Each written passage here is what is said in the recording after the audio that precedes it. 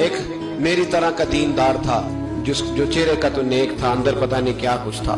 ایک طوائف گزر رہی تھی، اس نے اس کو تبلیغ کر دی. کہنے لگا بس کر دے، سیانی بن جا. تو کسی دانشور میں لکھا ہے اس نے بڑا سخت جواب دیا. اس عورت نے کہنے لگی بابا میں تو جو ہوں وہ نظر بھی آ رہی، تو بتا جو تو نظر آتا ہے وہ تو ہے کہ نہیں. اس بندے نے چیخ ماری اور بے ہوش ہو کے گر پڑا. لوگوں نے کہا بابا آج کسی صوفی کا کلام سنا ہے جو بے ہوش ہو گیا؟ تو اس نے کہا نہیں، آج طوائف کی بات سنی. طوائف کی. اور وہ عجیب بات کر گئی ہے. وہ کہہ گئی ہے میں تو جو ہوں میں نظر آ رہی ہوں، تو بھی تو بتا، تو بتا کہ تو دستار امامت پہنتا ہے.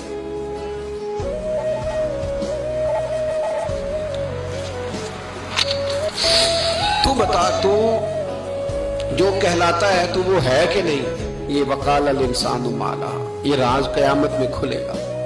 ہم جو کچھ بتا رہے ہیں نا اپنی زبانوں سے، ہمیں اپنے گناہوں کا احساس ہونا چاہیے. ایسا نہ ہو کہ جب سزا ملے تو پھر اس طرح کی ملے کہ دوبارہ کسی کو کوئی منہ دکھانے کے قابل نہ رہے. میرے بھائی یاد رکھیں اور سمجھیں، گناہ انسان کی زندگی کو تنگ کرتے ہیں. میرے نبی پاک علیہ السلام نے فرمایا جب تو جھوٹ بولتا ہے تو تیرے فرشتے کرامن کاتبین سائیڈ پہ ہو کے کھڑے ہو جاتے ہیں. جب تو زنا کرتا ہے تو تیرے اندر سے ایمان نکل جاتا ہے. اور نبی پاک علیہ السلام نے فرمایا جب میری قوم میں ناانصافی عام ہو جائے گی تو قتل بھی عام ہو جائے گا. اور سن لو لکھ لینا یہ حدیث دل کی تختی پر.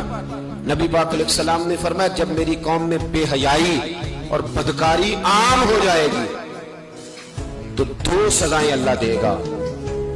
ایک تو جوان موتیں آئیں گی، جوان بچے کچھ بھی نہیں دیکھا چلے گا. اور دوسری سزا اللہ یہ دے گا کہ ایسی بیماریاں آئیں گی جن کا علاج نہیں ملے گا، ایسے امراض پھوٹ پڑے گے. بھائی دیکھیں تو صحیح، کہیں ایسا تو نہیں کہ ہم ان عیبوں میں مبتلا ہیں